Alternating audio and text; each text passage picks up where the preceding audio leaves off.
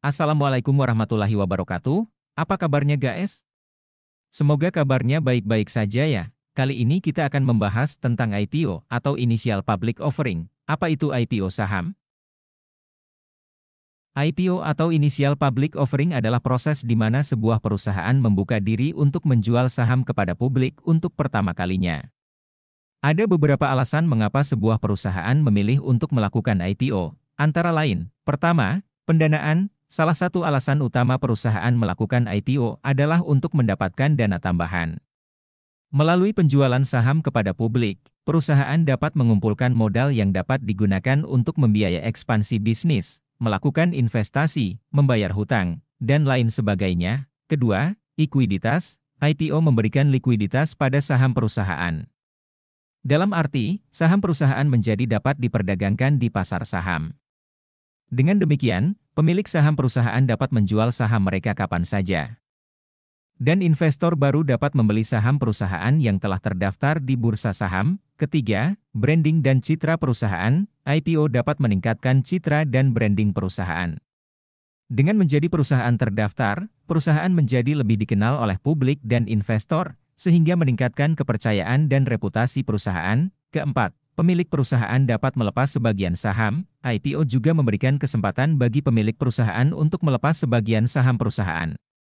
Hal ini dapat dilakukan untuk mendapatkan dana tunai, atau memungkinkan pemilik perusahaan untuk tetap mengontrol perusahaan sambil mengurangi risiko kepemilikan tunggal. Namun, perlu diingat bahwa IPO juga memiliki risiko dan biaya yang signifikan. Oleh karena itu, sebelum memutuskan untuk melakukan IPO, perusahaan harus mempertimbangkan baik-baik manfaat dan risiko yang terkait dengan langkah tersebut. Initial Public Offering, IPO, adalah proses di mana suatu perusahaan yang sebelumnya merupakan perusahaan swasta atau private company, mengeluarkan sahamnya untuk dijual kepada publik di pasar modal. Dalam proses IPO, perusahaan tersebut bekerja sama dengan underwriter atau penjamin emisi untuk membantu memperoleh dana dari investor institusional dan individu di pasar modal. Dalam IPO, perusahaan menjual saham untuk pertama kalinya dan mengumpulkan dana segar untuk memperluas bisnis atau membayar utang. Dalam hal ini, saham yang dikeluarkan akan diperdagangkan di bursa saham dan menjadi tersedia untuk pembelian dan penjualan oleh investor di pasar modal. IPO juga dapat memberikan nilai tambah pada perusahaan, seperti meningkatkan profil dan citra perusahaan, serta memberikan likuiditas bagi pemegang saham sebelumnya yang ingin menjual saham mereka. Dalam IPO, perusahaan menjual saham untuk pertama kalinya dan mengumpulkan dana segar untuk memperluas bisnis atau membayar utang. Dalam hal ini, saham yang dikeluarkan akan diperdagangkan di bursa saham dan menjadi tersedia untuk pembelian dan penjualan oleh investor di pasar modal. IPO juga dapat memberikan nilai tambah pada perusahaan, seperti meningkatkan profil dan citra perusahaan, serta memberikan likuiditas bagi pemegang saham sebelumnya yang ingin menjual saham mereka. Perusahaan yang telah IPO atau listing, melantai, di Bursa Efek Indonesia selanjutnya kita sebut dengan emiten. Dasar hukum IPO di Indonesia diatur oleh Undang-Undang Nomor 8 Tahun 1995 tentang pasar modal, yang telah diubah beberapa kali, terakhir kali diubah dengan Undang-Undang Nomor 11 Tahun 2020 tentang Cipta Kerja. UU Pasar Modal mengatur tentang pengaturan dan pengawasan kegiatan di pasar modal, termasuk di dalamnya IPO. Pasal 1 Angka 10 UU Pasar Modal mendefinisikan IPO sebagai penawaran saham perdana yang dilakukan oleh emiten kepada masyarakat melalui penawaran umum dengan menerbitkan prospektus.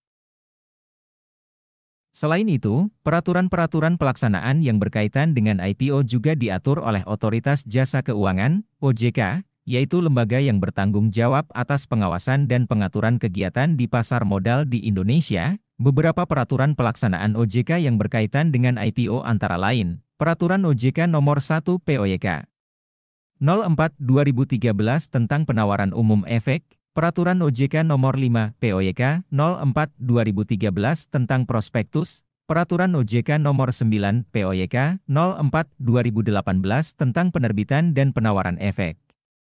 Bersifat ekuitas melalui penawaran umum. Peraturan-peraturan tersebut mengatur tata cara dan persyaratan untuk melakukan IPO, termasuk persyaratan untuk mengajukan IPO, prosedur penerbitan saham, penyusunan prospektus, serta pengawasan dan pelaporan terkait dengan pelaksanaan IPO. Buat kamu yang ingin berinvestasi atau trading saham, langsung saja download aplikasi RHB TradeSmart dari RHB Sekuritas Indonesia di Google Play Store untuk pengguna Android dan App Store untuk pengguna iOS. Pilih mengetahui RHB dari sales dan masukkan kode salesnya BM5. Dapatkan promo menarik dari RHB Sekuritas Indonesia dan fasilitas lainnya.